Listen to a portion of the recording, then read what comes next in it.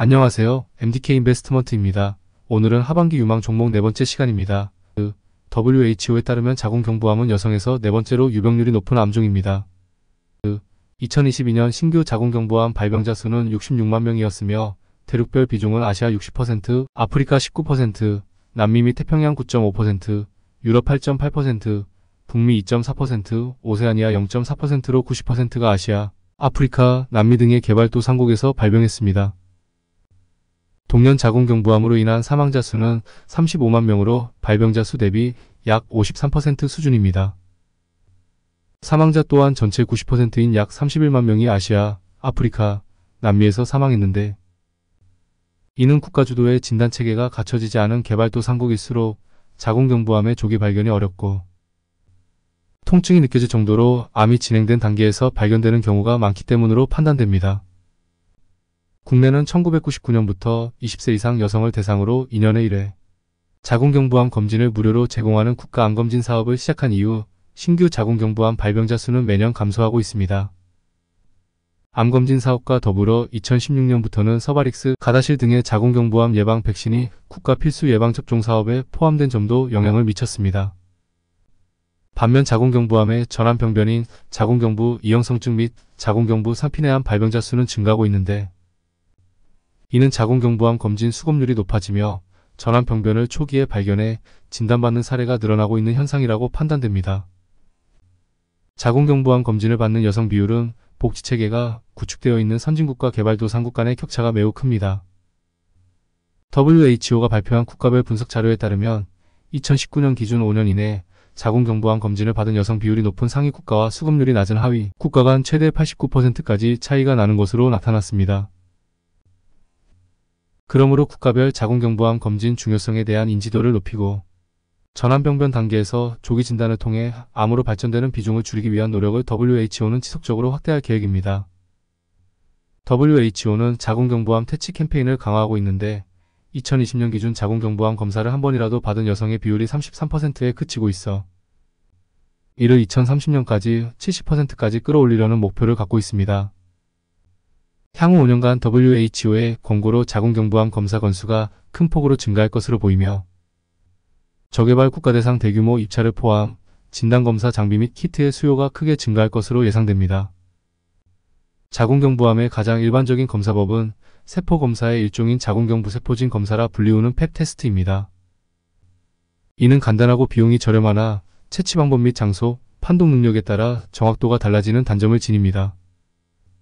따라서 민감도와 위험성률이 각각 50% 수준으로 알려져 있으며 위험성률의 대부분은 검체 채취 오류 등에 기인합니다. 이러한 세포검사의 단점을 보완하기 위해 개발된 검사법이 액상세포검사라 불리우는 LBC입니다. LBC는 채취한 검체를 바로 슬라이드에 도말하지 않고 세포보존용액에 보관 후 혈액, 점액 등의 이물질을 제거한 뒤 진단에 필요한 세포만을 단층으로 균일하게 슬라이드에 도말해 판독의 정확성을 개선시킨 검사법입니다.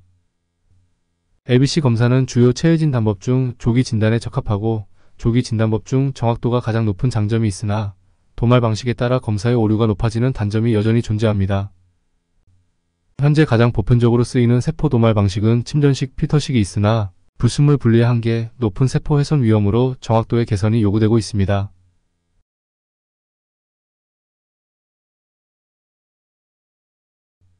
동사는 독자적인 리퀴드 베이스 사이톨로지 기술을 바탕으로 검사 장비 및 소모품을 공급하는 기업으로 동사가 보유한 기술은 자궁경부암 진단검사의 필수적인 액상세포 검사의 민감도와 검체, 적합성을 높여 진단의 정확도를 경쟁기술 대비 크게 높인 블로잉 기술입니다. LBC 검사 기술의 고도화를 판가름하는 요소는 검체 세포를 손상 없이 불순물과 분리하여 검사자가 판독할 수 있도록 슬라이드에 고르게 도말하는 박리 프린팅 기술입니다. 액상세포 검사의 핵심 포인트인 세포를 추출하여 슬라이드를 만드는 기술에는 팩톤 디킨슨의 침전식과 홀로직의 필터식이 주로 사용되고 있는 가운데 동사의 블로잉 기술의 확대가 기대되고 있습니다. 블로잉 기술은 공기압을 이용하여 바이알 및 블로잉 전용 멤브레인 필터에 여러 차례의 양압, 음압을 발생시킴으로써 바이알에 들어있는 액상세포 상태의 검체를 슬라이드에 단층으로 균일하게 프린팅할 수 있도록 하는 방식으로 세포의 뭉개짐과 중첩 현상이 적어 검체 적합성을 높이고 반면에 에어를 최소화하여 음성 예측도와 민감도가 크게 개선되는 장점을 보이고 있습니다. 현재 홀로직이 글로벌 LBC 시장의 약 70%를 점유하고 있습니다. 동사는 2019년 로슈와 블로인 기술에 대해 기본 20년에 5년마다 갱신 가능한 글로벌 독점 라이선스 계약을 체결하였습니다. 판매 로열티 적용은 검사 장비, 바이알, 멤브레인 필터의 구성 중 바이알에만 해당되며 장비는 출시 초기 2년간 로열티 수령이 가능합니다.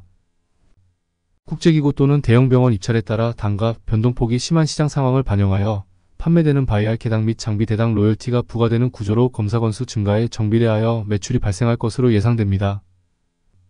로슈는 보유 중인 분자진단 기기 및 면역 진단 키트와 호환성 확보를 위해 동사의 제품을 그대로 판매하는 것이 아닌 동사의 기술을 이용하여 자체 LBC 검사 장비 및 키트를 개발, 제품 간 시너지를 극대화하였습니다.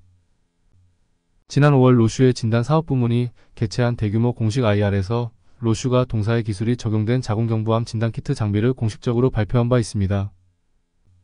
동사의 기술이 적용된 로슈의 LBC 장비 및 소모품은 올해 4분기에 출시될 전망으로 로열티 매출은 2025년부터 본격적으로 발생할 것으로 예상됩니다.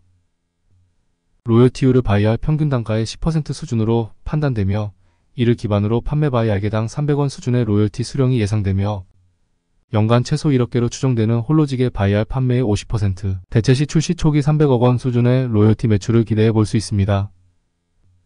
이는 향후 로슈의 진단키트 매출에 대한 생산원가 및 판매비는 발생하지 않고 로슈의 검진 건수에 따라 바이오다인의 매출액이 연동되며 매출액은 100% 영업이익으로 반영될 수 있습니다. 동사의 주가는 2021년 상장 이후 로슈와의 기술 이전 계약 진행 사항에 따라 변동폭이 심했습니다. 이는 동사 기술이 탑재된 로슈의 자궁경부암 진단 장비 및 키트 출시에 대한 불확실성이 주가에 반영되었기 때문으로 생각됩니다. 특히 2019년 처음으로 로슈와 기술 이전 계약을 체결하여 기술 검증을 받고 진단 키트 및 장비를 생산하는 기간이 길어지면서 2024년 1월 로슈와의 최종 계약 세부 사항을 공개했음에도 불구하고 큰 폭의 주가 하락을 경험한 바 있습니다. 동사의 리스크로 우려되는 재무적인 부분은 23년 20억 원 영업적자였으나 감가와 특허 상각비 등으로 이를 제외하면 실제 현금 지출은 거의 없는 수준으로 자금 조달 우려가 척습니다. 게다가 LBC 테스트는 피부인과에서도 확대 가능한 검사법으로 탈락세포를 채취하여 세포 변이 여부를 확인할 수 있는 종양에는 대부분 적용 가능합니다. 가래 객담의 탈락세포를 통한 폐암, 인후두암이나 소변 내 탈락세포를 활용하여 신장암, 방광암, 전립선암 진단에도 사용 가능하며 새침을 이용한 검체 채취로 갑상선암, 림프암, 유방검사에도 활용될 수 있습니다. 만약 LBC 기술을 피부인과로 확대 시 바이알 로열티에 더해 동사의 고유 검체 보존 용액에 대한 매출도 기대해 볼 수 있습니다. 여러분은 어떻게 생각하시는지요? 어려운 하반기 시장에서 동사의 성장 가능성이 엿보이시는지요?